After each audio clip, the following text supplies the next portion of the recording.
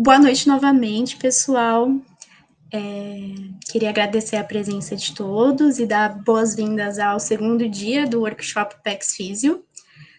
Hoje o nosso palestrante vai ser o Gabriel Bortolotti. Ele vai vir com uma proposta de falar como foi a vida dele depois que ele saiu da faculdade, que ele egressou do nosso grupo de estudos da PEX Físio, como que foi essa jornada da PEX Físio para ele também, e como isso ajudou ele na sua vida de pesquisador. Então, ele vai se apresentar daqui a pouco, né? Mas ele seguiu nessa carreira acadêmica e vai falar um pouquinho da jornada dele dentro da carreira acadêmica, dando dicas. Então, queria abrir a palavra para você, Gabriel, para você se apresentar e te desejar uma ótima palestra e boa sorte. Obrigado, Isabela, obrigado. Bom, primeiro eu quero agradecer ao convite da Apex Physio, né, de poder participar desse primeiro workshop, satisfação. Como eu disse no SIC, mesmo que virtualmente, é um prazer sempre voltar para casa, né.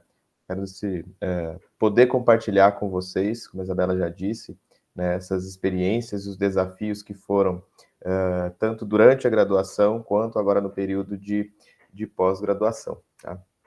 Bom, a breve apresentação, como foi dito, meu nome é Gabriel Bortolotti, eu sou egresso da Lagoa do Sino, sou do curso de Engenharia Agronômica, fiz o curso entre 2017 e 2021, sou mestre em Agricultura Tropical e Subtropical pelo programa de pós-graduação do Instituto Agronômico e atualmente estou cursando doutorado também no programa de pós-graduação do Instituto Agronômico. Eu quero começar essa apresentação com uma frase já de impacto, né? De que nessa apresentação nós não vamos abordar uma visão romantizada da pós-graduação, que muitas vezes as pessoas têm, entre algumas aspas, aí, o glamour da pós-graduação, o glamour de ser um pesquisador, né? Essa ideia... A princípio, eu ia mostrar a pós-graduação de um jeito e, montando essa apresentação, ela serviu para mim também como um momento de reflexão de toda essa caminhada. Então, acho que é mais interessante do que trazer aquilo que todo mundo já sabe da pós-graduação, é trazer algo de novo, algo que talvez mude a visão de todo mundo aqui, tá? Então, eu vou fazer uma sequência mostrando, embora seja o foco, o período de egresso, né, eu não consegui desvincular da vida universitária, né? Então, esse fluxo da apresentação vai começar lá na graduação, né? E aí eu começo aqui com algumas imagens que talvez vocês conheçam, né? De que a vida universitária, ela segue basicamente a questão de estudar, estar ali no campus, fazer provas, apresentar projetos ou estar no bar. Aqui eu trouxe até o logo do Lobão, que é o bar mais conhecido aí do pessoal da Campina do Monte Alegre. Mas aí eu tenho uma questão. Eu não acho que a vida universitária seja versus a sua vida social. A sua vida universitária se soma com a sua vida social, né? A vida social é de extrema importância para a manutenção do equilíbrio psicológico de qualquer um também, estar com os amigos, estar ali com a família, seja o que for, aquilo que te dê uma fuga também daquela realidade que deveria ser a graduação para quem está levando a sério ali esse período. E aí tinha uma frase na minha época de graduação, que era o pessoal da minha sala, sempre dizia: não deixe que os estudos atrapalhem a sua faculdade, né? E aí eu brinco que a vida, quem me conhece sabe que eu sempre digo essas frases. A vida é um equilíbrio e choices. Você tem que fazer escolhas. Então, você não precisa abdicar da sua vida social em detrimento totalmente à sua graduação, mas você tem que saber dosar aquilo que vai te fazer prosperar nesse caminho que você está buscando, tá? Então, quando a gente entra na universidade, ou até antes de entrar na universidade, é hora de a gente começar a pensar em fazer escolhas, né? De modo geral, aí, a gente ali com 16, 17 anos já começa a ter certeza, entre muitas aspas, daquilo que a gente quer fazer para o resto da vida, né? Não que isso seja uma verdade imutável, né? A gente pode aí mudar os caminhos, os percursos que a gente está seguindo, mas desde cedo a gente já tem que fazer essas escolhas de, olha, eu quero fazer tal curso e é basicamente isso que eu vou optar pela minha vida toda, né? Então, desde novinho, nossas escolhas já começam a refletir no nosso futuro. Então, Aí decidimos, então, acredito que aqui a maioria deva ser do curso de Engenharia Agronômica, decidimos fazer Engenharia Agronômica. Aí nós entramos na universidade e começamos com aquele mundo de disciplina. No primeiro ano, aquela introdução a tudo, né? Depois, no segundo ano, já começa algumas disciplinas mais específicas. Terceiro ano, mais específico ainda. E a gente começa, então, a perceber quais áreas chamam mais a nossa atenção. Eu prefiro fisiologia vegetal, gosto mais de nutrição, entomologia, irrigação, enfim. A partir daí, nós começamos as nossas escolhas daquilo que nos chama mais atenção durante a graduação. Outro ponto importante também é pensar como nós nos vemos daqui a alguns anos. O que nós queremos fazer? Eu quero trabalhar no campo, eu quero ser um agrônomo de laboratório, como eu gosto de brincar. Enfim, são pensamentos que desde o começo da nossa graduação nós precisamos ter para ver como será e planejar o nosso futuro. Tá? Então a gente começa nesse preparo. A gente espera qual área chama mais a minha atenção e como eu me vejo daqui a alguns anos, né? E aí, quando é hora de decidir aquilo que eu quero fazer? Como é hora de bater o martelo? Quando é hora de bater o martelo para aquilo que mais me chama atenção e para aquilo que eu quero fazer? Eu digo que nunca é cedo demais para você decidir, mas também nunca é tarde demais para você decidir. É sempre ter em mente as perspectivas que você espera ali do seu futuro. E quais condições, quais situações e quais momentos, né, podem me ajudar a fazer essa escolha? Principalmente no meu caso, por exemplo, vocês ver que eu vou traçar alguns paralelos com a vida universitária e com aquilo que eu escolhi, né? Existem determinadas situações que me fizeram ter mais certeza daquilo que eu queria. O estágio é um momento de extrema importância para decidirmos o que a gente pretende fazer, né? Então, é ali aquela primeira experiência que você tem ou no campo ou no laboratório. Então, sempre tenha em mente que o estágio é um momento de um início da sua escolha. A iniciação científica, com certeza, é um divisor de águas, né? A partir daquele momento que você está se aprofundando naquele tema, na sua iniciação científica, você já fez a escolha. Olha, eu prefiro fisiologia vegetal, eu gosto mais de fisiologia vegetal, então a minha iniciação científica é com o professor Daniel Baron. Você já começa a sua escolha. E outro ponto, eu acho que é a relação entre os estudantes e os professores, né? O Campus Lagoa do Sino tem um quê diferencial aí, que eu acho que é essa relação entre os estudantes e a acessibilidade dos professores, né? Então, busque aqueles professores das disciplinas que chamam mais atenção, converse, ou até daquelas que vocês ainda têm algum pé atrás, digamos assim, né? Converse com eles. Essa oportunidade que nós temos de ter o contato com os professores é fundamental para poder ajudar nas nossas escolhas. Eu brinco também que tem que rezar muito, né? Porque você está decidindo aí alguns longos anos da sua vida. Bom, em relação ao meu percurso, né? Para quem me conhece, sabe que eu tinha e tenho sempre uma certeza, né? Isso ficou muito marcado para mim numa aula lá no primeiro semestre de graduação, que era o professor Robson Yamamoto, que dava a introdução à engenharia agronômica, e ele propôs uma cápsula do tempo, que ele pediu para que todos os estudantes, né, escrevessem uma folha de papel, aquilo que queria fazer, como se via daqui a alguns anos, né, e que ele guardaria essa folha no armário dele, uma caixa fechada, e dali 5 anos, no final da graduação, ele abriria para ver se ainda nós tínhamos aquela mesma decisão. E ali, naquele momento, eu já tinha em mente e coloquei fazer pós-graduação e ser professor. Até brinquei, o último contato que eu tive com ele foi na minha defesa de estágio, lá em 2021, começo de 21, final de 21, e ele até brincou que ele lembrava dessa cápsula do tempo, que naquele momento tinha acabado de ser aprovado no processo seletivo de mestrado, e aí eu falei para ele, estou no caminho, estou seguindo aquilo que eu coloquei na cápsula do tempo. Então é sempre bom a gente ter em mente, é o que eu disse, não é cedo e não é tarde, mas sempre ter em mente aquela ideia do que você quer fazer. Em qual caminho eu segui? Bom, eu já sabia do que eu gostava, pesquisa, e eu já sabia o que eu queria, que era seguir a carreira acadêmica, né? Então, eu tinha ali um sinal verde. Então, desde o começo, eu aproveitei essa certeza de que eu já tinha, né? Então, ali no primeiro ano, tive a oportunidade de, a partir de um projeto de extensão do professor Flávio, né, apresentar um painel na jornada acadêmica. Não sei se a Lagoa do Sino ainda tem esse evento, mas era um congresso ali muito interessante, né? Então, aqui, a partir do resultado de um estudo que nós fizemos com a cultura do milho, apresentamos esse primeiro trabalho. No segundo ano, o professor Barão deve lembrar também, nós apresentamos também na jornada acadêmica um estudo sobre efeitos de sombreamento na cultura do maracujazeiro, né? E isso foi muito interessante porque esse projeto do professor Daniel Barão foi resultado de aulas práticas que nós tivemos, né? O pessoal, acho que brinca aí, tem a integradora do Barão ou algo do tipo, acredito que seja nesse sentido também, né? De conduzir algum experimento que dá resultado e serve como apresentação de um trabalho. E isso é muito importante desde o começo nós termos em mente, porque já vai enriquecendo ali o nosso currículo.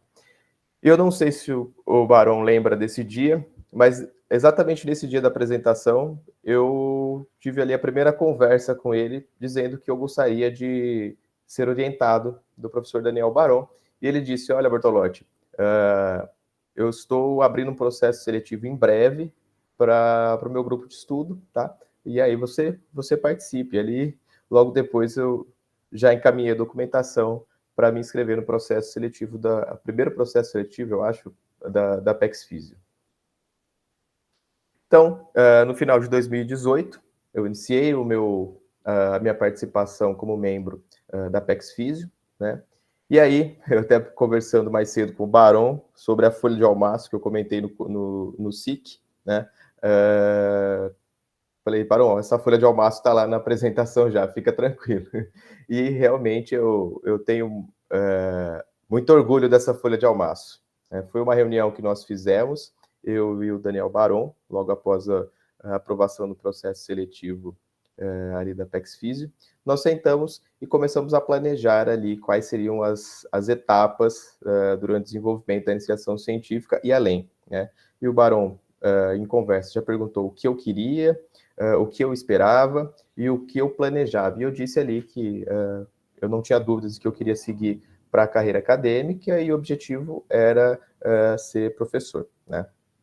E aí, a partir daquele momento, ele me ajudou a traçar ali todas as etapas, né? Eu acho que muito além do que estava escrito ali naquela folha, foi o gesto do professor Barão de entrar comigo nessa jornada, e ele sabe disso, que o quão grato eu sou pela ajuda que ele sempre me deu. E por isso que eu digo, mantenham relações boas com os professores, aproveitem a possibilidade que a Lagoa do Sino dá, né, de vocês manterem esse contato com os docentes. E ali nós iniciamos, então, o primeiro projeto de iniciação científica, né, que foi submetido ao edital PIBIC, intitulado Brasinosteroide e sua aplicação na fitorremediação de cádmio. O professor Daniel Barão foi meu orientador, o professor Flávio Bianchini, co-orientador, e nós tecemos juntos ali todo o projeto, né? E foi outro ponto que eu também abordei em conversas anteriores, de que é de extrema importância, principalmente para quem quer seguir carreira acadêmica, estar a par totalmente do seu projeto, né? Eu sei que muitas vezes acontece de ter algum projeto pronto e aí a gente acaba utilizando ali, entregando para um aluno para desenvolver essa iniciação científica, mas participar das etapas, desde a concepção ali da revisão bibliográfica de literatura, estabelecimento das hipóteses, quais metodologias se encaixam, entender por que eu estou fazendo cada parte do meu projeto, participar da escrita, e não só participar, fazer a escrita, né? A gente, acredito que a maioria que já tenha passado por esse processo de escrita com o professor Barão sabe quantas versões se dão até que a gente tenha ali o projeto propriamente dito. Participar da submissão do projeto. Olha, não é só entregar para o professor ali o projeto escrito. É importante que o estudante também participe dessa questão da submissão, correr atrás de documentação de aceite. Isso vai trazendo uma maturidade muito grande para todo mundo. Isso a gente... eu gosto de brincar com o Barão de que quem passou pelo Barão tá tranquilo em qualquer outro lugar na pós-graduação depois, porque ele já fez a gente passar por esse processo, esse fluxograma resumido que tem aqui durante a graduação e que se repete depois na pós-graduação, no mestrado, no doutorado, enfim. Bom, terminamos ali o nosso primeiro projeto, né, de iniciação científica. Nosso projeto foi indicado ao 18º prêmio, né, de destaque de iniciação científica e tecnológica do CNPq, foi indicado pela Pró-Reitoria de Pesquisa da UFSCar, ou seja, dentre os projetos de iniciação científica da área, nosso projeto foi escolhido como o melhor projeto e foi representar a UFSCar naquela área, nesse prêmio, né? Nós não acabamos não sendo contemplados, mas eu acho que só a satisfação de saber que seu projeto foi escolhido entre tantos projetos de iniciação científica para representar o UFSCar em determinado prêmio, né, já é muito satisfatório, e aí, a partir desse momento, nós começamos a ter certeza de que, olha, estou no caminho certo. Mas, né, enquanto desenvolvíamos o projeto PIBIC, os pensamentos já estavam lá na FAPESP, né, a tão falada e comentada FAPESP. Mas por que a FAPESP? O que significa a FAPESP? Bom, a FAPESP ela é uma agência de fomento aqui do estado de São Paulo. A maioria dos estados tem as FAPs, né? E aqui em São Paulo nós temos a FAPESP, que eu acho que é a menina dos olhos de todo mundo que está na iniciação científica ou na pós-graduação. A FAPESP ela é uma agência que dá um maior incentivo à pesquisa, e eu gosto de dizer, olha, ninguém quer trabalhar de graça, isso está tudo bem. Faz parte, nós precisamos de um incentivo também. E o incentivo aqui é tanto nas questões de bolsa, né, para quem, principalmente iniciação científica, aí, se eu não me engano, hoje o PIBIC deve estar em torno de R$700, a FAPESP já passou de R$1.000, então é um maior incentivo, e isso está certo, a gente querer um maior incentivo, além das questões de reserva técnica, possibilidades de BEP, que nós vamos abordar um pouco mais adiante.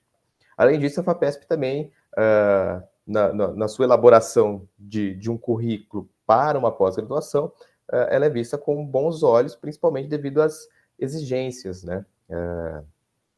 Existe ali uma certa burocracia, questões de notas e tudo mais. E como eu disse, a oportunidade de BEP, a gente vai falar já já.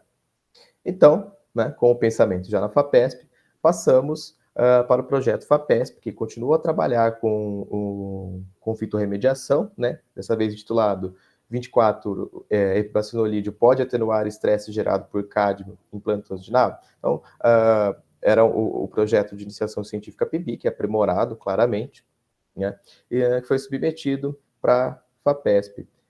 A mesma coisa, participação em todas as etapas, pré-submissão e na submissão, né?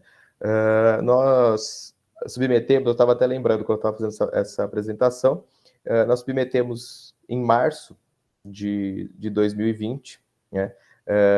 Não lembro que dia que era, mas eu lembro que era um dia à noite já tinha passado o expediente, era coisa de 8 horas já da noite. Nós submetemos esse projeto, e aí entra a parte do equilíbrio. A hora que nós terminamos de meter online, eu fui para o bar. E aí, cheguei no bar, olhei meu celular, tinha uma mensagem do Barão. Bortolotti, não estou conseguindo baixar tal documento da plataforma Sage. Estou com medo de submeter assim. Vamos fazer todo o processo de submissão de novo. E eu não sei se alguém que já passou, o processo de submissão da FAPESP é burocrático. Então, voltei para casa, terminei a submissão do projeto, refizemos a submissão do projeto, até estava olhando no site, tenho lá não submetido, a primeira linha de projetos da FAPESP está como cancelado, e aí refizemos então a submissão, e ali um pouco mais de 2 meses depois, saiu a primeira decisão. Abrindo o SAGE, vem aquele balde de água fria, denegado. Poxa vida, e agora? Não vou mais conseguir a minha bolsa FAPESP. Você pode conseguir sua bolsa FAPESP ainda, né? Foi denegada a proposta inicial, o projeto veio com algumas reconsiderações, algumas poucas reconsiderações, e nós submetemos de novo a reconsideração ali. Vocês podem ver que ali a decisão saiu dia 30/5, dia 9/6, nós fizemos a submissão da reconsideração. Passado mais algum tempo, veio a decisão, o parecer final, e aí sim, com status de concedido. Então, vocês percebam também que a FAPESP, além de burocrática, né, demora um tempinho a mais para sair os resultados. Nós começamos em março, terminamos em agosto, com o resultado de concedido. Terminamos a submissão, projeto aceito, colocamos a vigência para dezembro de 2020 e já começamos a pensar na BEP, né? Onde fazer a BEP?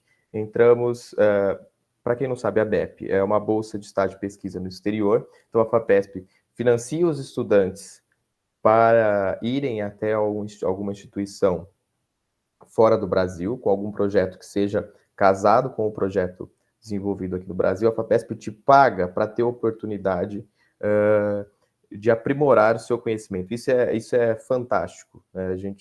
O professor Naman sempre gosta de brincar comigo, ele fala, a melhor coisa que São Paulo tem é a FAPESP, e de fato, né? A gente está falando aí de um orçamento de 1 bi de reais por ano da FAPESP, totalmente investido em formação de recursos humanos, né? E nós fizemos, então, começamos a ver quais pesquisadores eram mais ali mais perto da nossa área de estudo, de fitorremediação com metal pesado.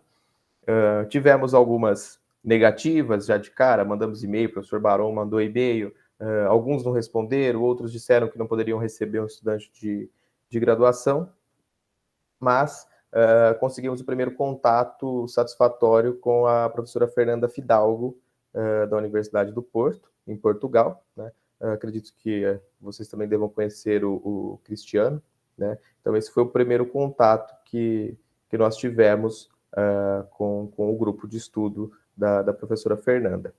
Só que tinha um problema. O ano era 2021. E o que tinha em 2021?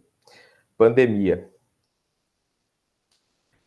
E aí, em março de 21, nós recebemos o ofício da reitoria dizendo que as atividades de laboratório estavam suspensas em todos os campi da UFSCar e, além disso, a BEP também estava suspensa pela FAPESP. E aí acendeu aquele sinal vermelho. E agora, o que fazer?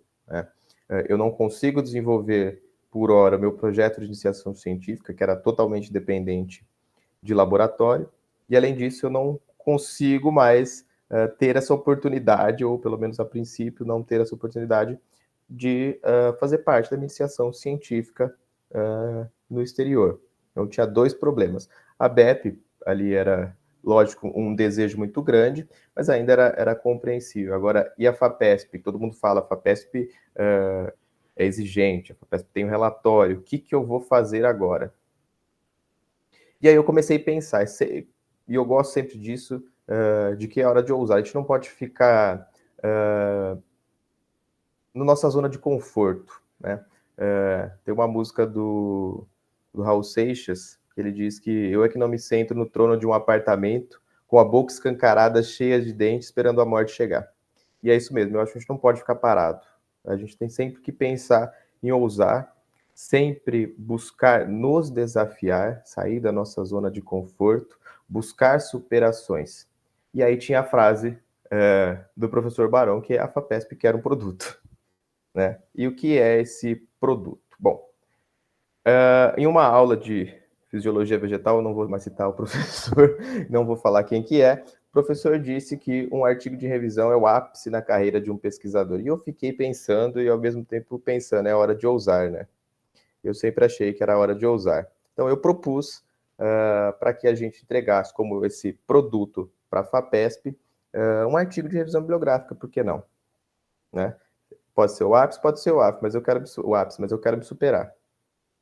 E aí a gente começa a pensar onde publicar. mas é hora de ousar.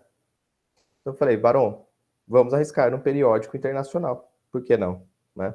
Nós submetemos a ideia, a primeira ideia foi na revista, no periódico Quimosphere, né?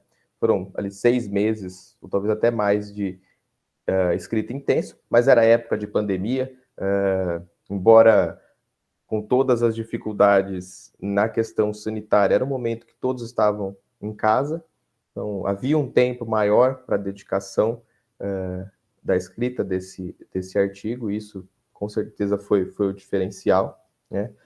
E foram ali 6 meses, então, intensos de escrita. Submetemos, se eu não me engano, dia 9 de dezembro, eu estava tentando puxar na mente aqui para fazer esse cronograma, junto com o relatório, provavelmente foi dia 9, porque geralmente dia 10 é a data de submissão de relatório da FAPESP. Então, era junto com o relatório final da FAPESP, nós queríamos encaminhar ali um protocolo de submissão do artigo, né? Então, nós submetemos esse artigo e enviamos o relatório para a FAPESP. Isso, começamos 2 horas da tarde e terminamos, era mais de 10 horas da noite. No outro dia, a hora que eu acordei, bem menos de 12 horas, já tinha a primeira resposta da Quimosphere de que o artigo não tinha sido aceito, já de cara, porque ele estava fora do escopo. Mas esse e-mail também trazia sugestão de transferência, indicando outros periódicos que poderiam aceitar. Então, já de início, fizemos essa transferência para outra revista, a Environmental Advance, era a que mais se encaixava ali no nosso tema. É um periódico relativamente novo, mas um periódico internacional. E aí, em fevereiro de 2022, o nosso artigo foi aceito para publicação. E aí está a carinha dele. A gente sempre começa a pensar, olha, o quão difícil é publicar um artigo na graduação. Não é algo tão comum quanto deveria ser a publicação de artigos na graduação. Lá no começo da apresentação eu disse que a vida é um equilíbrio, e realmente é. Você não precisa abdicar daquilo que te dá prazer fora da universidade. Você consegue dosar as coisas, e eu, particularmente, faço isso até hoje. Eu acho que os meus momentos de vida social são extremamente importantes e refletem na qualidade do produto e do trabalho que eu tenho. Tá? Então, é possível, sim, publicar artigos durante a graduação. Basta querer. Lógico, existem exceções. Alguns precisam trabalhar durante a graduação. Outros conseguem ter um tempo maior para se dedicar aos estudos. Perfeitamente, nesses que se encaixam, é possível publicar. Basta querer e se empenhar naquilo. Se empenhar pensando sempre no objetivo. Qual objetivo eu quero? Olha, eu estava numa fase que eu precisava montar o meu currículo para competir com outros candidatos em programas de pós-graduação. Esse já era um diferencial muito grande e eu sabia disso. Então, por que não investir ali meu ATP para a escrita de um artigo que vai fazer toda a diferença no futuro? Então, para quem está pensando em pós-graduação, prepare o currículo.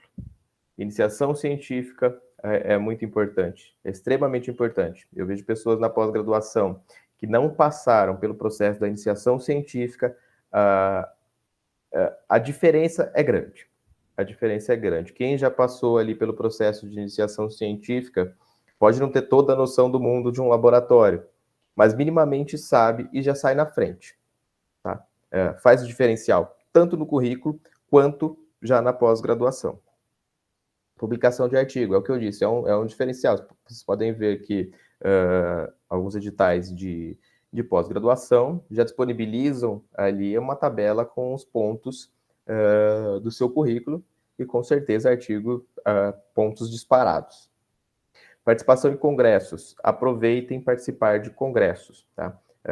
Foi uma discussão que nós tivemos lá na mesa redonda no SIC. Olha, muitas vezes nós enxergamos, o SIC é um evento local da Lagoa do Sino.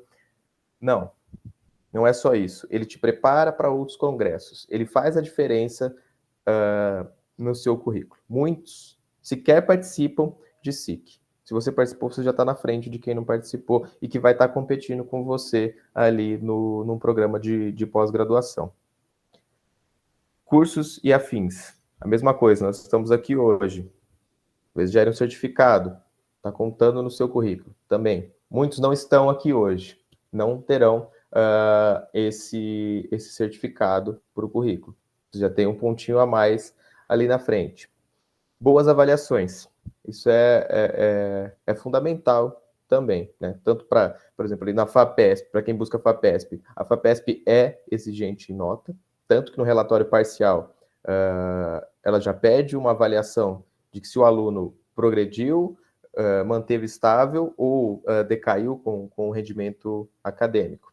Então, a partir do momento, olha, eu tenho IC, eu tenho artigo, eu participo de congresso, eu participo de cursos e eu tenho boas avaliações, é hora da pós-graduação, né? E outra palavra que nós usamos em discussões recentes é network. É fundamental essa relação para quem quer fazer pós-graduação. E uma dica que eu dou é: busque conversar com outros estudantes de pós-graduação, tá? Principalmente daqueles da área, lógico, que vocês têm interesse. Eu gosto sempre de dizer que chato seria se todo mundo tivesse a mesma opinião, sem graça, né? Então eu gosto sempre de conversar, e eu tive a oportunidade durante esse período de network de conversar com pessoas que tinham visões até diferentes da minha, para contrapor até essa visão romantizada da pós-graduação, tá? Então é importante a gente manter essa rede de relacionamento. Converse com o seu orientador. Podem ver que estou frisando várias vezes. Converse com os professores. Converse com o seu orientador na graduação. Ele já passou pela pós-graduação. Se você tem interesse em participar, de fazer pós-graduação, converse com o seu orientador. Ele vai te dar dicas, ele vai te explicar como alguém que já passou por esse processo, alguém que sofreu na pele todo esse processo seletivo, os anos de mestrado, os anos de doutorado. Ele vai te explicar como foi a vida e te mostrar um outro ponto. Busque programas que atendam suas expectativas, né? Você está aí querendo fazer um programa de pós-graduação na área de fisiologia vegetal, provavelmente você não vai para a área de mecanização só para fazer um programa de pós-graduação. Então, é importante entender o plano, o projeto do curso de pós-graduação que você está seguindo. E converse com possíveis orientadores de pós-graduação, né? Tem a oportunidade de, talvez, não sei se conversar diretamente, mas procure, busque publicações recentes, veja o que cada orientador ali do programa que você teve interesse publica, qual é a área de estudo, olha, se encaixa naquilo que eu quero, não se encaixa, enfim. Bom, fez o network, você encontrou o seu programa de pós-graduação, então eu quero fazer pós-graduação no Instituto Agronômico. Você fez o processo seletivo. Mas o que é a pós-graduação? Eu fiz um levantamento rápido aqui antes da apresentação e eu vi que os cursos de pós-graduação têm aumentado no Brasil nos últimos anos, né? A gente pode ver que a região norte foi a região que mais expandiu o número de cursos de pós-graduação, seguido pelo centro-oeste e o nordeste, e o sudeste aumentou, mas nem tanto quanto as demais regiões, né? E aí eu vi outra notícia, né? Brasil forma mais de 1 milhão de mestres e doutores em 25 anos. Essa notícia é de 2021, nós estamos falando de 2026, né? Então são aproximadamente 40 mil mestres por ano e 13 mil doutores por ano. E aí eu comecei a pensar em questões de bolsa, né? Porque é extremamente importante para a manutenção dos estudantes a questão de bolsa. E dos 122.300 estudantes matriculados, apenas 44 mil são bolsistas, né? Isso representa menos de 40%. Eu não tinha noção desse dado. E o que são as bolsas, né? Eu trouxe aqui alguns valores, porque quando nós falamos de pós-graduação, eu sempre digo que é uma abdicação. Fazer pós-graduação é uma abdicação que nós fazemos durante um período ali do mestrado ou doutorado, né? Porque a gente sabe que muitas vezes, eu sei que na Lagoa do Sino pelo menos os meus contemporâneos ou os meus veteranos, a maioria, saíram bem empregados, né? E os valores das bolsas não são tão atrativos assim, né? Nós tínhamos até 2023 uma bolsa de mestrado de R$ 1.500, né? Depois, em 2023, passamos para 2.100. Tínhamos uma bolsa de doutorado de 2.100 e passamos para 3.100, o que também não é tão atrativo em comparação. Eu tenho amigos da minha sala, eu tenho certeza que ganham bem mais do que isso, né? Então, quando você pensa em questão momentânea financeira, talvez a pós-graduação não seja um atrativo, a não ser quando falamos de FAPESP. E aí sim eu volto para ela, né? A gente vê aqui que esse ano a FAPESP teve um reajuste incrível, e incrível de satisfatório, porque é realmente isso, é esse incentivo que nós precisamos para a pós-graduação. Sim, incentivo financeiro faz parte, já falei desde o começo, que é importante esses valores para manutenção e para a gente viver, né? Então, nós passamos aqui, olha, a FAPESP, numa bolsa de mestrado no primeiro ano, 3.120. Eu brinco aqui em casa que é maior do que a bolsa de doutorado do CNPq, né? E aí, quando nós falamos de doutorado aqui na FAPESP, a primeira parte é 5.500 e depois chegando a 6.800. A FAPESP é competitiva com o mercado de trabalho para alguém que é recém-egresso ali da universidade. A FAPESP, sim. Agora, aqui, nós precisamos repensar muito e cobrar políticas públicas que tragam a valorização para os pós-graduandos. E aí eu comecei a pensar, observando alguns pós-graduandos que eu conheço, né, em situações de que onde nós não devemos usar a pós-graduação. Não use a pós-graduação como alternativa para o que eu não sei o que fazer. Eu estou em dúvida. Eu não sei se eu quero ir para o mercado de trabalho, eu não sei se eu quero fazer A, se eu quero fazer B, se eu quero fazer C. Então eu vou fazer pós-graduação para tirar um período sabático ali do mercado de trabalho até eu decidir. Não use. Não use porque a vontade que você vai ter de fazer a sua pós-graduação, o seu mestrado ou o seu doutorado, não será a mesma do que aquela que quem de fato quer fará. E aí você vai fazer de qualquer jeito. E para quê? Você está gastando o seu tempo, você está gastando recurso público para não ter resultado. É a mesma coisa. Eu quero título, eu quero ser mestre, eu quero ser doutor. Cuidado. Cuidado. Eu não, assim, é uma visão que eu tenho, então eu vou passar, a ideia é passar a minha visão, e eu gosto de falar que é o funil do emprego, né? Você está ali no mercado de trabalho, competindo com graduandos. Depois você vai afunilando, competindo com quem tem mestrado e doutorado. Eu sei de situações de que as pessoas não foram contratadas em determinada vaga de emprego exatamente por ter pós-graduação. Não estou falando que ter pós-graduação vai te tirar do mercado de trabalho. Mas algumas empresas entendem que quem tem doutorado ou mestrado exige um salário maior do que aqueles que não têm. Então, cuidado. Mas, por outro lado, também conheço pessoas que saíram com empregos extremamente, entre aspas, invejáveis após a pós-graduação, né? Então, cuidado. São coisas que nós devemos pensar. E aí eu comecei a pensar em palavras que pudessem resumir a pós-graduação, né, para mim. O Barão um dia perguntou para mim, define em poucas palavras a pós-graduação. Logo que eu acho que terminei o primeiro ano de mestrado, eu falei para ele segurar pianos. E é o que a gente estava conversando aqui antes de começar a apresentação. É segurar piano, sim. A gente precisa entender, eu estava conversando com o meu orientador esses dias, de que os projetos eles não são a única função de um pós-graduando dentro de um laboratório. Você tem outras coisas para fazer além do seu projeto. Você tem que cuidar da manutenção do laboratório, você tem que resolver burocracias e tudo mais. Divergências. Pós-graduação é e deve ser um lugar de divergências, de pessoas com pensamentos diferentes. É o que eu disse, que chato seria se todo mundo pensasse igual. É importante visões diferentes de determinados assuntos. Relacionamentos, né? Nós trabalhamos em equipe, ou pelo menos deveríamos trabalhar em equipe.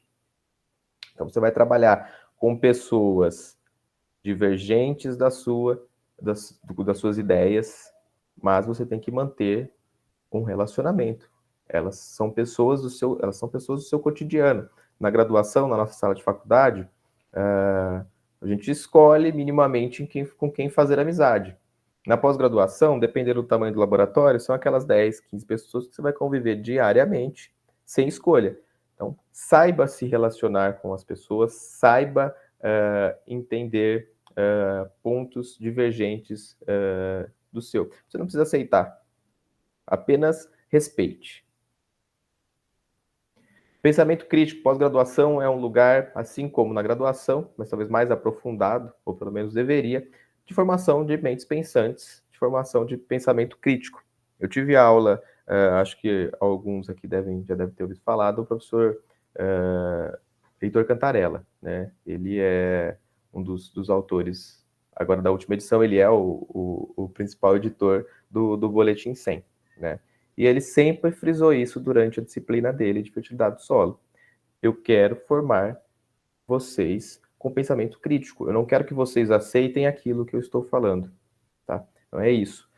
Pós-graduação, mais do que na graduação, é local de formação de pessoas de opinião e de pensamento crítico.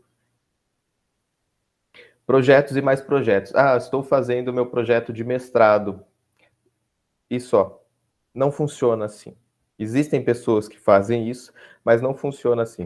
Eu estava numa palestra, num congresso, há uns 2 meses, que o palestrante usou um termo bacana, que era irmão de pós-graduação, né? E é exatamente isso. O seu projeto é um projeto dentro do laboratório. O seu irmão de graduação, que é aquele que também está no seu laboratório, também está conduzindo um projeto. Você deve saber do projeto dele, você deve ajudá-lo a conduzir o projeto, você tem que entender o que o seu laboratório está fazendo, o que sua equipe de trabalho está fazendo. Então, não é focar apenas no seu projeto, são projetos e mais projetos. Conhecimento, como eu disse, casa muito com a ideia do pensamento crítico. Para mim, satisfação, porque eu sei que eu estou seguindo o caminho que nós delimitamos ali naquela folha de almaço, Barão. Objetivo e meta, mais uma vez, faz parte da satisfação. Eu estou cumprindo o meu objetivo, eu estou na minha meta. Esforço. Pós-graduação demanda esforço. Tá? Você precisa se dedicar àquilo que você está fazendo. Esses 2 anos de mestrado, 3 ou 4 de doutorado, demanda um esforço. E aqui eu trouxe um pouco do meu projeto de mestrado, né? Como foi desenvolvido, como foi o meu mestrado de modo geral. Bom, como já foi dito, o meu mestrado foi realizado no programa de pós-graduação em agricultura tropical e subtropical do Instituto Agronômico. Eu estou alocado no Centro de Citricultura, em Cordeirópolis, tá? É um centro de pesquisa em citros do Instituto Agronômico. Sou orientado agora no doutorado do Dr. Dirceu Matos Júnior, co-orientado do Dr. Rodrigo Boareto. E meu projeto de mestrado, nós trabalhamos com fontes de nitrogênio, um fornecimento em um pomar comercial, via fertirrigação, né? Avaliamos questões de doença e imagens multispectrais. E aqui começou o meu primeiro desafio. Eu gostava de brincar que eu era um agrônomo, e ainda sou um agrônomo de laboratório. Chegando no mestrado, o primeiro desafio é, olha, seu projeto será em campo. E agora? O que eu faço? Um projeto relativamente grande. A área de experimento chegava a aproximadamente 10 hectares, né? Para o estudante de iniciação científica, que tinha as brassicas dele em uma bandeja dentro de uma BOD, olhar para um mundo de plantas desse, de começo, é assustador, né? Eu já estava numa parte que eu já não estava mais com a fisiologia propriamente dita, tinha entrado para a parte de nutrição, tinha ido para campo, e aí eu brinco que foram surgindo mais ideias para o projeto e, na dúvida, coloca no mestrado do Gabriel. E aí veio imagens multispectrais. Também outra parte que eu não tinha nem um pouco de afinidade na graduação. Mais um desafio, trabalhar com drone, obter essas imagens, correlacionar as imagens com a sanidade da planta, correlacionar as imagens com o estado nutricional das plantas. Desafios. Aqui essas imagens, elas resumem muito bem o meu mestrado, né? Essas duas primeiras são da minha defesa de mestrado. Eu defendi o meu mestrado em abril de 2024, tá? Esse é o Rodrigo Boareto, esse é o Dirceu, essa é a minha banca avaliadora, momento da defesa. Esse aqui é parte do grupo do nosso laboratório, tá? Esse é o Instituto Agronômico em Campinas. E aqui também foi um momento de muita satisfação para mim, porque para quem é agrônomo, principalmente no estado de São Paulo, sabe da importância do Boletim 100, né? O Dirceu, meu orientador, com o Boareto, que é meu co-orientador, são editores dessa nova edição do Boletim 100. O Dirceu, ele foi orientado do Bernardo Van Rage, que foi o primeiro autor ali do Boletim 100, faleceu há 2 anos, né? Junto com o Heitor Cantarella, que participou. Essa imagem aqui foi minha defesa de qualificação do mestrado. Ela foi remota. E que mais foi desenvolvido durante esse processo de mestrado, né? Eu tive a oportunidade de orientar, e ainda tenho agora no doutorado, projetos de iniciação científica que estavam relacionados à minha área de estudo, né?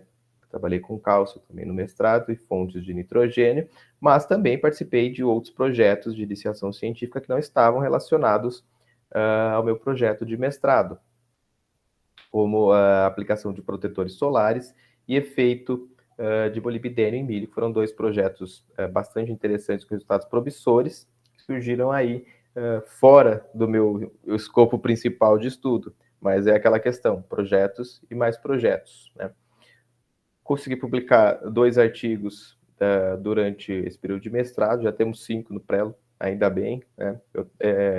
Essa transição, eu acho, entre o mestrado e o doutorado também é um período de adaptação, mas muito boa para você tirar tudo aquilo que está na gaveta e conseguir publicar, né? Publicação é o resultado de qualquer pesquisa, ou deveria ser. Tive a oportunidade de ministrar algumas aulas no programa de pós-graduação do IAC, juntamente com o Dirceu, na disciplina de Nutrição Mineral de Plantas. Isso também já começa aquele passo a passo da ideia de querer ser professor, né? Poder contribuir com as aulas no programa de pós-graduação, para quem quer construir esse currículo para a docência, é de extrema importância. Auxílio na elaboração de atividades, aí eu digo relatórios de iniciação científica, projetos de iniciação científica, a correção dessas atividades, burocracias do laboratório, é aquilo que eu disse no começo, né? O laboratório, a vida de pós-graduando, ela não se resume tão somente ao desenvolvimento do seu projeto, né? Existem outras burocracias. Aqui, por exemplo, um exemplo claro dessas burocracias que nós tivemos nos últimos tempos, eu tive a oportunidade até de poder participar, são as questões da certificação da ISO do nosso laboratório. Então, poder participar de toda a organização da documentação para ISO, ser auditado, né? Nós temos 2 auditorias, uma externa, uma interna, né? Olha, vamos verificar se está tudo certo, o auditor vem, faz a auditoria, né? E a outra externa, que é a certificação da ISO. Tive a oportunidade nos últimos 2 anos de participar dessas auditorias, fui auditado, então é um crescimento muito grande, né? E a oportunidade de aulas com pesquisadores científicos são internacionalmente reconhecidos, né? Eu trouxe o exemplo ali do Heitor Cantarella, que é um ícone da fertilidade do solo, né? E aí eu digo que aqui também, tanto quanto na Lagoa do Sino, o Instituto Agronômico ele traz essa oportunidade de um contato mais direto com esses pesquisadores e professores com reconhecimento. E tudo isso faz parte da nossa formação de mentes pensantes, faz parte do nosso pensamento crítico e faz parte principalmente da formação de recursos humanos, não só na questão intelectual, mas também na questão pessoal. Passar por essas burocracias, por exemplo, traz um crescimento muito grande para todos nós. Aqui um pouco sobre o doutorado. Eu ingressei em junho no doutorado, então estou bem no comecinho ali. Continuo do programa de pós-graduação do IAC, continuo trabalhando com fontes de nitrogênio em laranjeiras, continuo com o Dirceu e com o Boareto, né? Eu trouxe algumas outras imagens que representaram esses meses de doutorado. Aqui foi uma apresentação no Congresso Brasileiro de Fisiologia Vegetal em Viçosa, essas duas fotos, né? Apresentei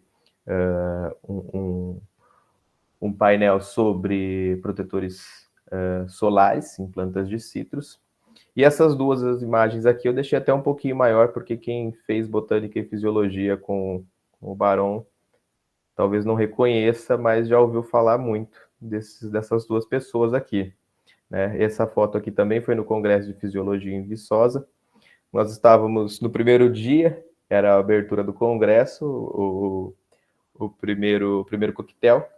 E aí estávamos eu, Rafael, né, o pessoal deve conhecer, também que é da Pex Physio, o Raja também é da Pex Physio, o Gustavo é outro mestrando do nosso laboratório. Estávamos lá tomando o nosso chopp, a vida social é importante. E aí eu olhei e falei meio baixo, acho que é o Murphy. E ninguém entendeu o que eu tinha dito. Aí eu fui atrás, falei, agora eu vou ver quem que é, né? Eu preciso olhar no crachá dele, o que está escrito ali. Aí eu olhei de longe, Murphy, falei, é ele mesmo. Aí eu voltei, falei para os meninos, falei, olha, é o Murphy. O Murphy, para quem fez a fisiologia, já ouviu falar do Tace, né? Murphy é um dos editores do livro também, né? E aí tivemos a oportunidade de trocar meia dúzia de palavras com ele em inglês e take a picture. E a segunda foto aqui embaixo também é um ícone da botânica, né? Quem já fez aula de botânica já ouviu falar do Lorenzi, né? Esteve aqui no Centro de Citricultura, tem desenvolvido alguns projetos aqui, e também tivemos a oportunidade de conhecê-lo. Isso é muito satisfatório, conhecer essas pessoas que a gente só ouvia falar em livros, a gente só via o nome em livros, e agora ali a gente teve um mínimo de contato, mas tivemos. E aqui eu quero deixar algumas dicas, né, sobre para quem tem interesse em participar de um programa de pós-graduação. Eu já disse anteriormente, monte o seu currículo. Aproveite todas as oportunidades que você tem de melhorar o seu currículo. Faça iniciação científica, faça estágio, participe de congressos, participe de eventos, minicursos, enfim. Dedique-se a montar o seu currículo. Se você tem certeza de que ou até se não tem certeza, mas pensa, já comece montando o seu currículo. Dedique-se à leitura. E a leitura aqui, ela não diz somente a leitura de artigos acadêmicos, né? Então, eu acho que a gente precisa separar em dois momentos. A leitura de artigos científicos é extremamente importante para a formação de conhecimento. Isso não tem dúvida. E aí eu ressalto aqui também, eu acho que eu não coloquei, mas a questão do inglês, né? O inglês, para quem pretende seguir para pós-graduação, é requisito básico ali. Tanto que eu acredito que todos os programas, ou quase todos os programas de pós-graduação, precisem de testar de proficiência em inglês. Tá? Então é importante a leitura de artigos em inglês, a leitura do inglês, de modo geral, e a leitura de literatura. Né? A formação da mente crítica, a formação desse pensamento crítico faz parte também a leitura de outros assuntos que não acadêmicos. Além de melhorar a escrita, obviamente, né?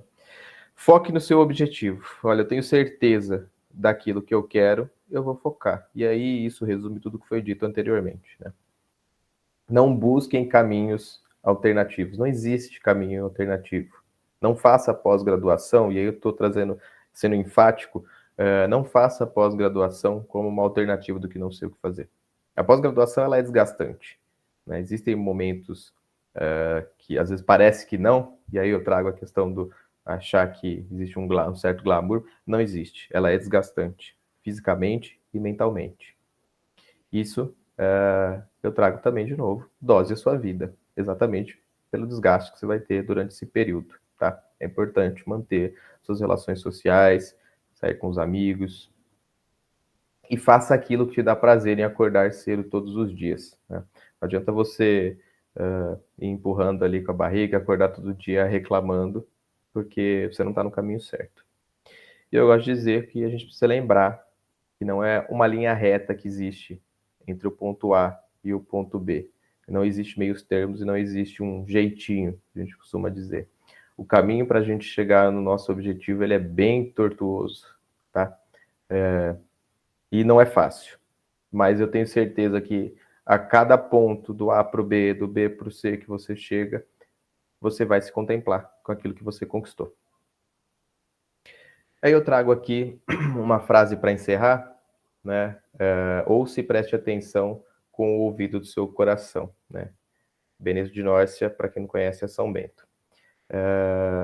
E é exatamente isso. Às vezes é necessário, e eu digo que muitas vezes é necessário, a gente prestar mais atenção do que falar, ouvir mais do que falar. E às vezes é necessário ouvirmos com o coração e sentir de fato aquilo que nos está sendo dito. Não necessariamente serão coisas que nos agradem, a vida é cheia dessas, mas são coisas que nós precisamos refletir. Por bem ou por mal, sempre é necessário refletir. Reflita se você está no caminho certo, se é isso que você quer, se é isso que você está buscando para a sua vida. Tá? Antes de encerrar, eu quero aproveitar aqui também para reforçar o nosso convite para conhecerem um laboratório de nutrição e fisiologia aqui do Centro de Citricultura. Nós estamos sempre de portas abertas. Olha, para quem quiser fazer estágio, recebemos alguns, os meninos hoje, o Rafael Raja, eu também, o Lucas, que foi egresso, brinco que aqui é a continuação da Apex Physio, né? Fizemos estágios aqui, estamos na pós-graduação aqui, então aproveito para estender o convite para vocês conhecerem o nosso laboratório, conhecerem o Centro de Citricultura. É isso. Muito obrigado. Estou aberto a questões.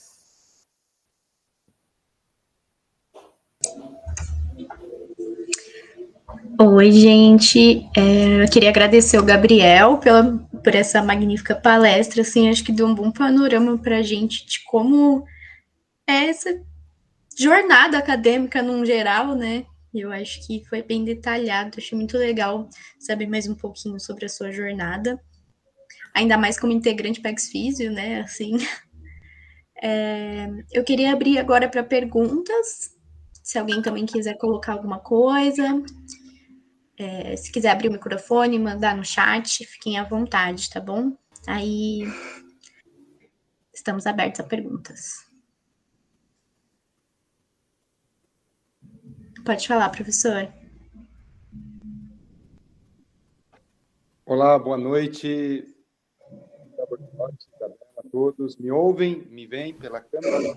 Sim, sim. Sim, professor. Bom, primeiramente, para quem não me conhece, eu sou Daniel Baron. Eu estou como professor adjunto no campus Lagoa do Sino, no curso de Engenharia Agronômica e no curso de Ciências Biológicas. Bom, primeiro, se me permite, Isabela, eu quero quebrar aqui o protocolo e claro, quero fazer duas perguntas para o Bortolotti. Não sei se são perguntas, mas eu quero, né, se me permite, ouvi-lo em relação a dois tópicos, mas sem antes, primeiro, agradecê-lo, obviamente, pela irretocável, brilhante palestra, né, esse mini curso, compartilhar conosco essa vivência, a sua experiência lá, mas antes, agradecê-lo, Bortolotti, pelas palavras de carinho, pelo reconhecimento aí, de alguma maneira que eu pude contribuir para a sua formação. Eu é que agradeço você por ter me dado a oportunidade de orientar, por ter sido esse estudante maravilhoso, né? Uma pessoa incrível, 10.000, que esteve conosco aqui no campus, né? Oxalá tenhamos mais estudantes como você, se Deus quiser. Bom, primeiro, então, agradeço pelas palavras, pelo carinho, né? A recíproca é verdadeira, você sabe bem disso, né, Bortolotti? A gente já tem aí um contato a mais, né? Acho que, né, dispensa aqui maiores comentários. Agora, o que eu queria destacar antes da pergunta é reconhecer a sua memória incrível, né? Eu estava também aqui buscando informações, né? Realmente faz 3 anos, essa semana completou 3 anos que nós fizemos a nossa primeira submissão.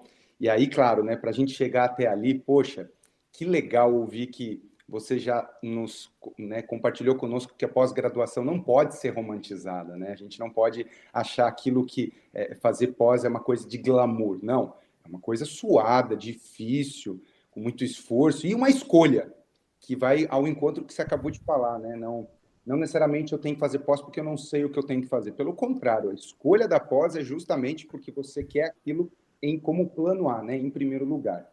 E, poxa, que legal, né? Saber que você ouviu ao longo dos seus 5 anos de graduação os professores, aquilo que muitos tinham de vivência, praticou isso, né? Porque não basta apenas ouvir, mas você praticou, né? Que é sair da zona de conforto. Zona de conforto é um lugar um pouco perigoso, que dá a entender que está tudo bem, que está tudo certo, que eu não preciso fazer nada, e que bom que você teve e tem esse perfil de proatividade. E melhor ainda em saber que você, desde o início, desde a cápsula do tempo com o professor Robson, já havia, né, já havia manifestado ali já o interesse de seguir como carreira de docente ou de pesquisador futuramente, né? E realmente é um momento muito legal você ter trazido isso para nós, né? Ainda mais para muitos alunos que nos acompanham ou futuramente nos acompanharão, ingressantes nos cursos. Então, veja quanto que você acaba inspirando novos estudantes a como traçar aí uma linha do tempo, pensando na boa formação. E destacar que você teve um tempo recorde, desde o momento em que você viu ali a zona de sair da zona de conforto. Vamos escrever um artigo de revisão, uma coisa difícil, algo desafiador. Que legal, né? Que é isso que a gente precisa, né? A gente tem que sempre buscar atingir o ponto mais alto. E que legal que foi você, aí um dos primeiros da Apex Physio a traçar isso, né? Fico muito feliz de você dar continuidade agora com o seu orientador e co-orientador no programa de pós. Veja, você acabou de mostrar para nós que uma edição dos orientadores, dos seus atuais orientadores, foi renovada, foi escrita lá atrás, renovada agora, e você fez parte, e tudo indica que daqui a um tempo, daqui a uns anos, é você e os seus outros atuais colegas que tocarão aí as novas atualizações. Então, isso, manter esse item consagrado na vida do cientista, que é a publicação, que é a busca, né, pela ciência, isso me alegra muito, né, saber que você está levando à frente essa bandeira e, mais do que isso, né, representando muito bem a Lagoa do Sino, onde quer que você esteja, tá certo? Bom, agora sim, Isabela, depois dessa contextualização, eu quero, se me permite, Bortolotti, eu gostaria de ouvi-lo em relação a 2 itens que eles estão nos bastidores da vida acadêmica do aluno, que é aquilo, né? A gente vê as biritas que o sujeito bebe, mas não vê os tombos que ele leva, né? Então assim, ótimo, a plateia aqui teve a oportunidade de ver toda a sua trajetória, mas o making of, o bastidor, talvez, né, muita informação, talvez eles ainda não tenham essa dimensão. Compartilha com a gente 2 coisinhas. Primeiro, o que um aluno, um possível postulante à pós-graduação precisa fazer com o chamado leitura de artigo científico, né? Onde buscar, o que buscar. Por exemplo, se você lia e fazia anotações, se você guardava em pastinhas, se você imprimia, como era a sua relação com o aprendizado em artigos científicos? Essa é a primeira que eu gostaria. E o segundo, só para aproveitar o microfone, Bortolotti, então esse é um primeiro que eu gostaria de ouvir, compartilhar com os colegas. E o segundo, como que é o passo a passo, estou para colar o grau na universidade, como é que eu faço para entrar em contato com o futuro orientador, como é que é esse passo a passo? Tá, Joyce, se puder compartilhar conosco essas 2 vivências, agradeço muito. Desde já, muitíssimo obrigado, Isabela, pela oportunidade, devolvo a palavra. Bom, obrigado, Barô. Sabe que é sempre satisfação voltar aqui, né? E manter esse contato com você, que a gente sempre, como você disse uma vez, nós estamos a um WhatsApp de distância. Isso é muito bom continuar com essa amizade que nós construímos agora ao longo do tempo. Eu agradeço muito, você sabe muito bem disso. Sobre artigos e leitura, eu falo que eu sou arcaico, porque eu gosto dele assim.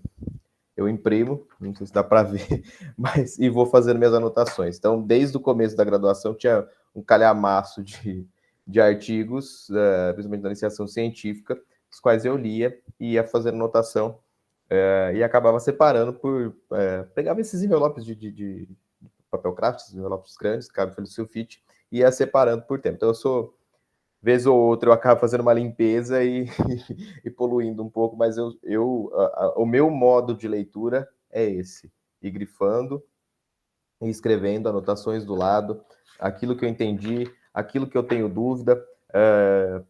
Às vezes eu leio determinadas definições e, mas por que isso? Aí você para o artigo, vai procurar, acaba achando outro artigo, tem que ler outra parte, pelo menos, de outro artigo para entender, citou fulano que disse isso, mas o que é isso que ele está querendo dizer? Não estou entendendo.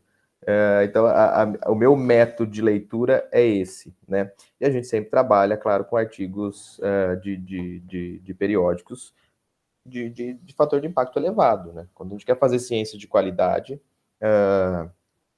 nós precisamos procurar periódicos de qualidade, né? Estou até olhando aqui para o meu navegador e um dos favoritos aqui é o portal de periódicos da CAPES, né? Então, acho que essa oportunidade que nós temos para quem é estudante da UFSCar, por exemplo, de acessar o CAPES-CAF, né, Comunidade Acadêmica Federada, com certeza acha artigos de extrema relevância para essas leituras, seja... Eu não acho que só a leitura eu acho que é importante o estudante de graduação desenvolver o gosto pela leitura de artigo científico, não só quando faz iniciação científica, né?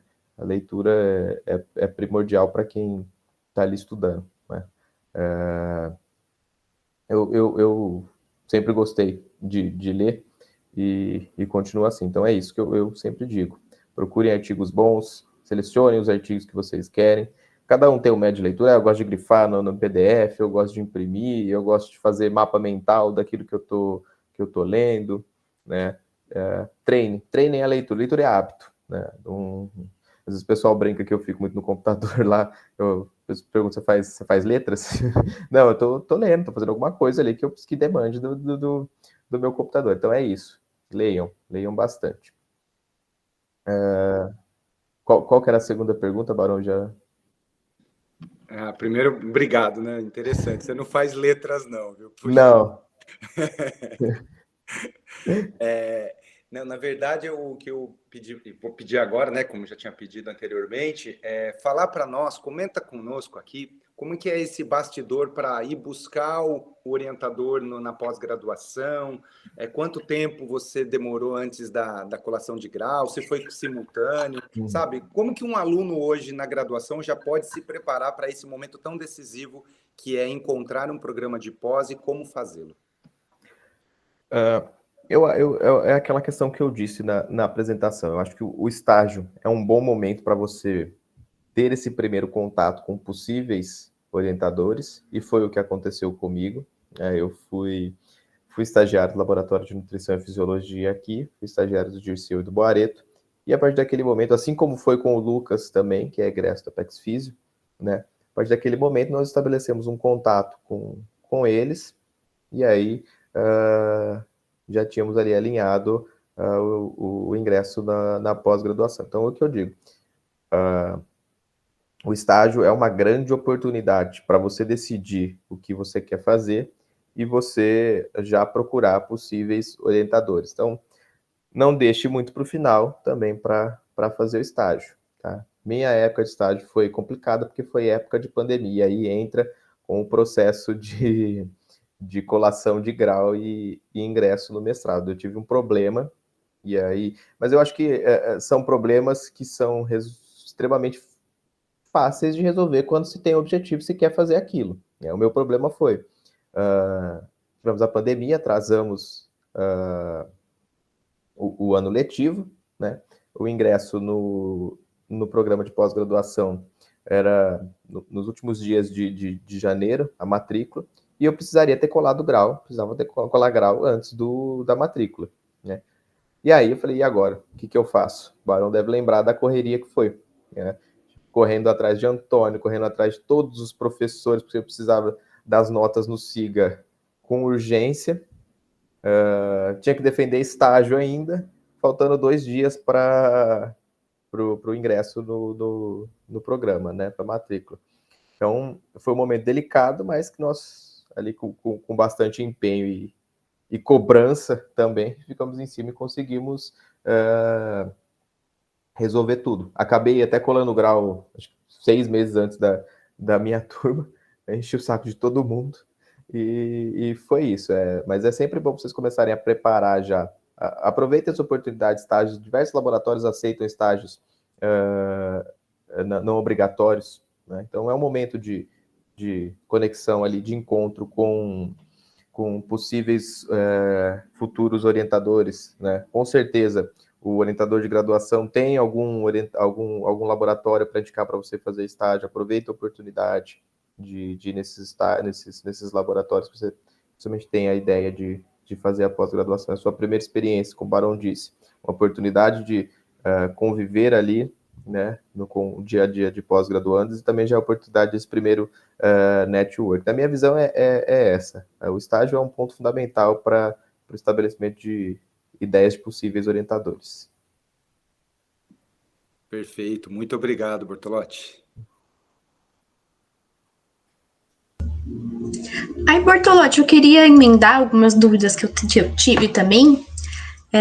Eu queria emendar na pergunta do professor, na verdade, que você falou um pouquinho de um site, né, para pesquisa de artigos. Será que você tem algum outro para indicar, assim?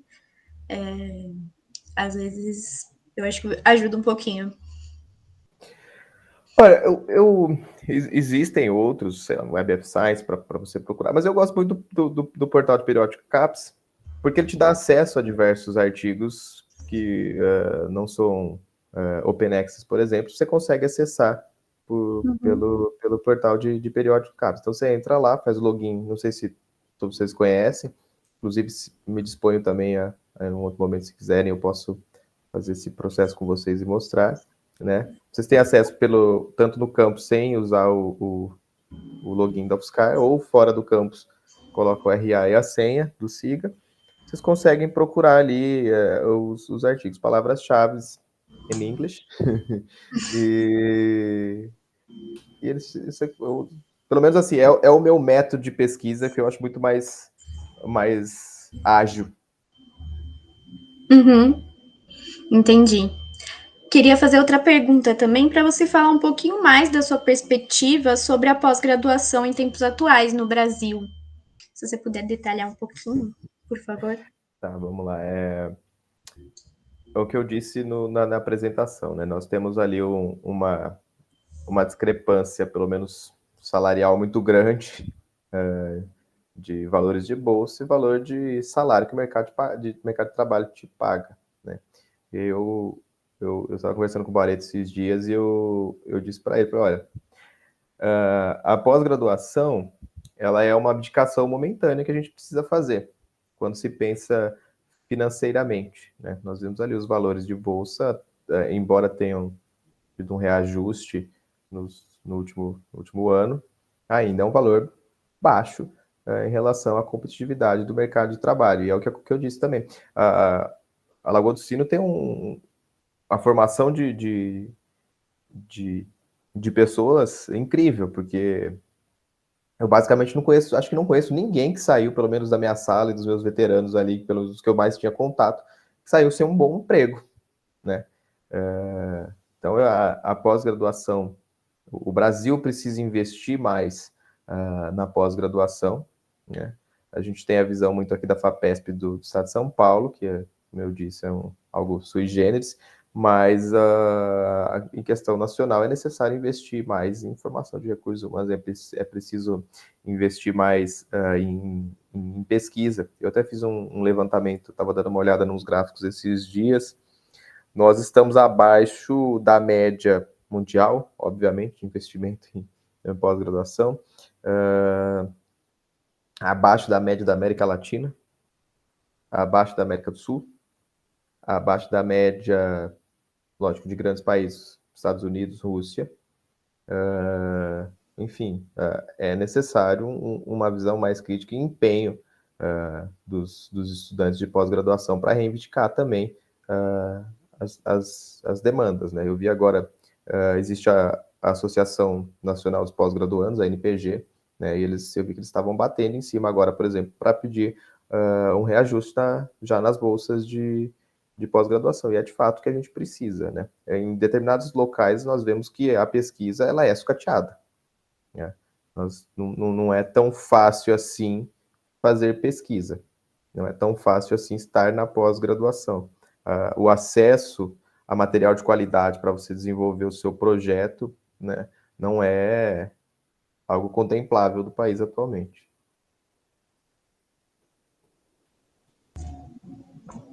Entendi. E também acho que tem o ponto de que não tem os benefícios, às vezes, que as empresas disponibilizam, né? E realmente eu acho que é uma coisa que tem que querer bastante fazer pós-graduação. Eu falo, não adianta você fazer para querer o título ou por não saber o que está fazendo. Vai para o mercado de trabalho, faz alguma coisa que você não gosta no mercado de trabalho, que você vai ganhar muito mais. Agora, por fazer pós-graduação, eu brinco também aqui que a pós-graduação, dos primeiros documentos que você assina é dispensando auxílio transporte, por exemplo. Quando já começa tirando. Ele nem te dá, mas ele já tira. Sim, nossa. Eu não sabia dessa, hein? Mas queria abrir também, mais alguém tem alguma dúvida? Senão a gente vai caminhando para o final também.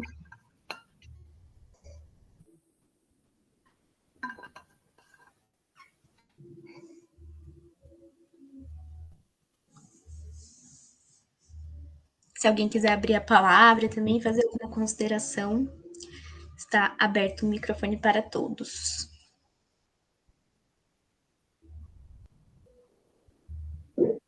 Pode falar, professor. Bom, não é nenhuma pergunta, né? Acho que antes da gente encaminhar para o encerramento, mestre de cerimônia, Isabela, antes da gente encaminhar para o encerramento, eu quero reforçar aqui, mais uma vez, o meu agradecimento, os nossos agradecimentos como equipe PEX Physio, Bortolotti, por compartilhar. Foi incrível você compartilhar a tua vivência.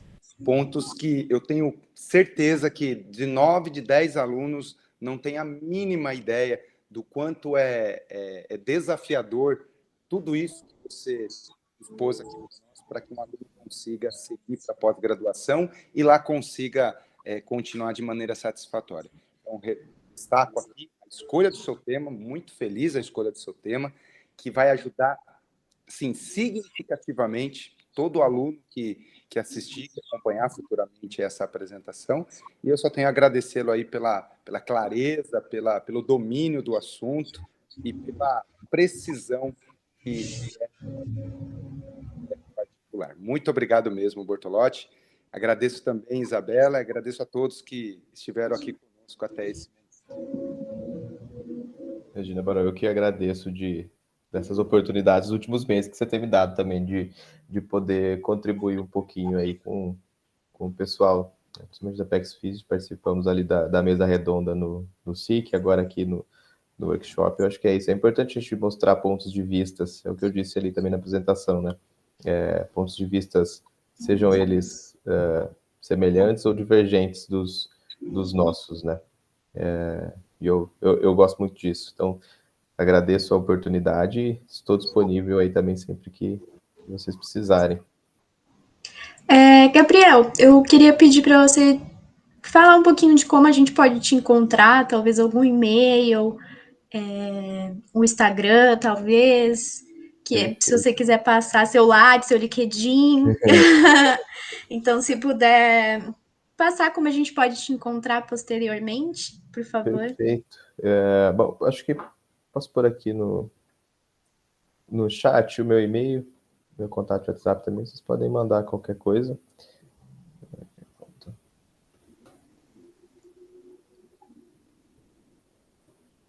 Fiquem à vontade para mandar e-mail ou mensagens.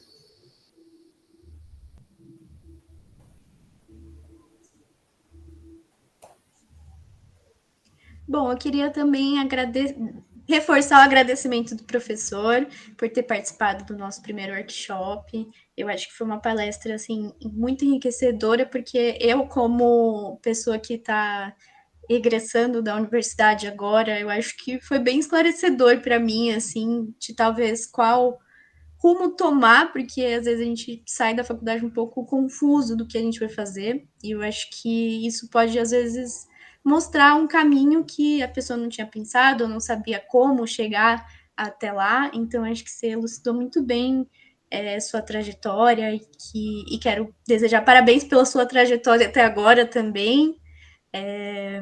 Realmente é uma inspiração dentro da PEX Physio, assim, tenho que dizer. Então, queria agradecer mais uma vez por ter participado desse workshop. E caminho para o final, gente. Espero que vocês tenham gostado. E qualquer dúvida também pode mandar mensagem para o Gabriel ou para a gente, que a gente passa para o Gabriel, tá bom? E é isso, pessoal. Eu espero vocês amanhã, então, para a nossa terceira palestra do workshop. Desejo um bom descanso para vocês e uma boa noite.